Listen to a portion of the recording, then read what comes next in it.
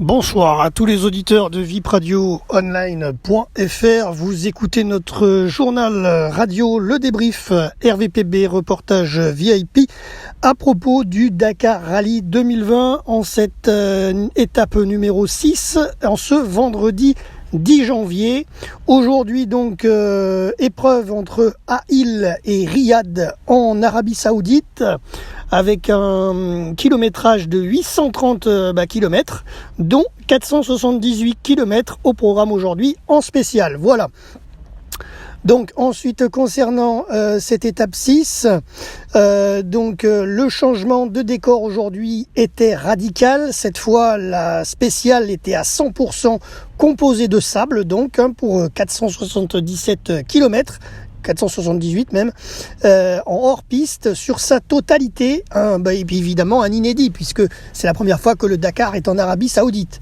Après une première partie plutôt rapide, les experts du franchissement avaient aujourd'hui l'avantage dans les dunes, en particulier les pilotes qui ont forgé leur coup de volant à l'époque dans le désert du Sahara occidental en Afrique. Ces fous du volant partiront donc aujourd'hui, sont partis avec un sérieux avantage.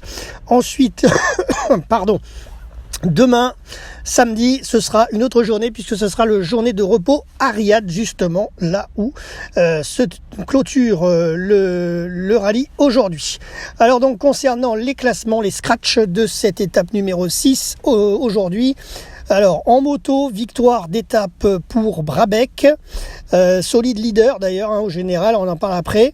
Donc Brabec victorieux aujourd'hui, suivi par l'Espagnol Barreda Bort à 1 minute 34 et Walkner à 2,45.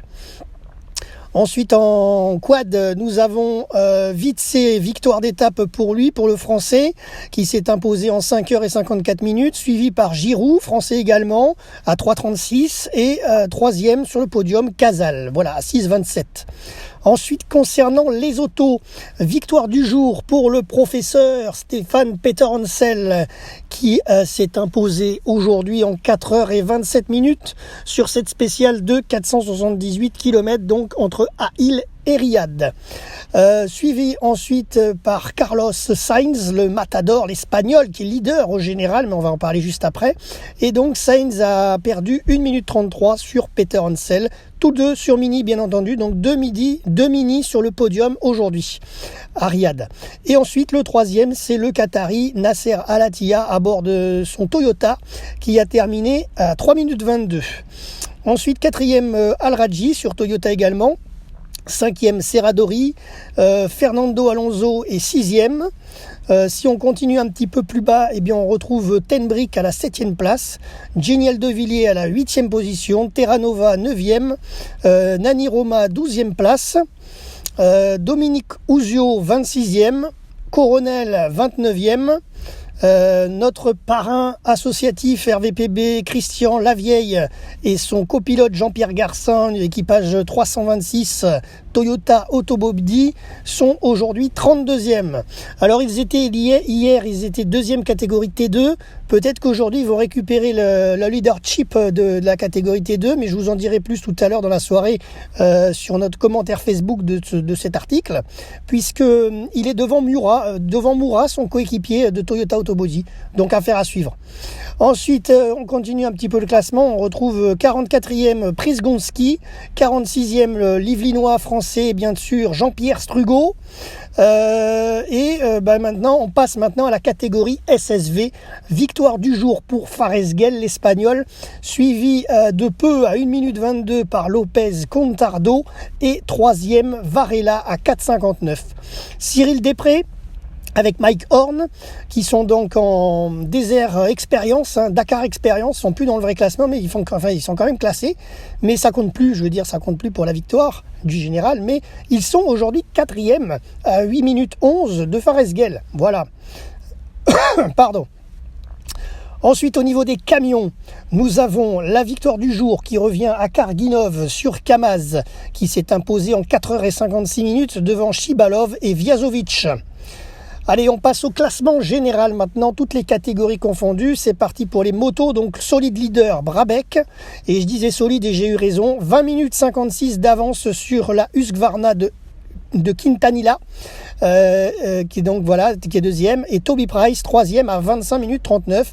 Donc dans ce Dakar, les écarts se creusent au niveau des motos. C'est assez étrange parce que d'habitude il y a très peu d'écart entre les motos, mais là pour l'instant dans cette édition 2020 il y a des écarts assez conséquents. Est-ce que ça tiendra? On verra la suite.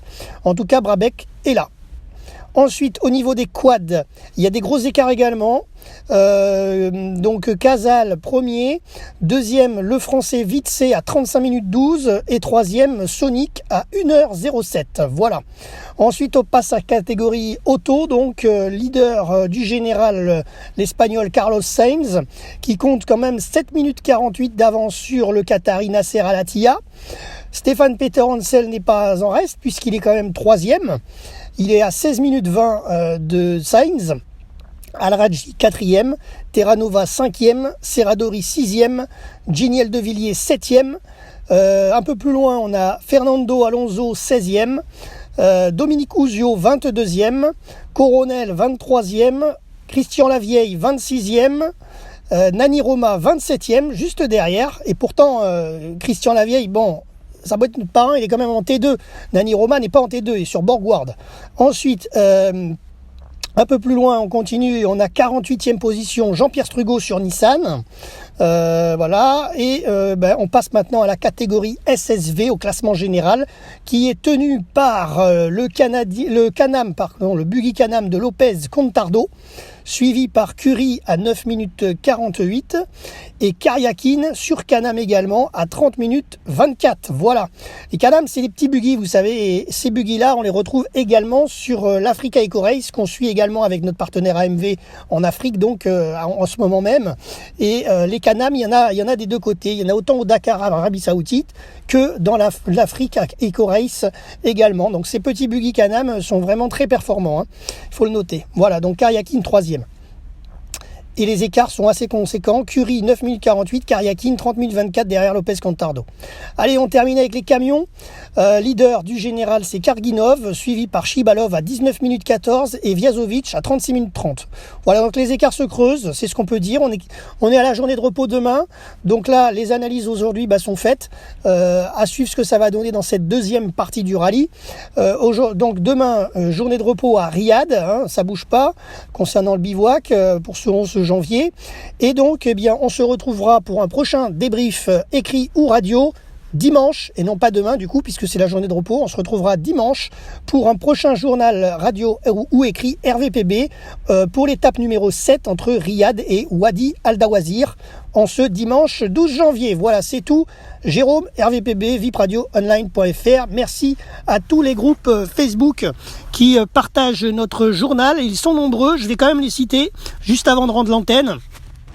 Il s'agit de l'Actu Sport Automobile, Sport Mécanique, Fan de Rallye, Rallye Raid Passion, Rallye Dakar 2020 et Fan Club Dakar. Voilà, c'est tout pour aujourd'hui. RVPB, vipradioonline.fr.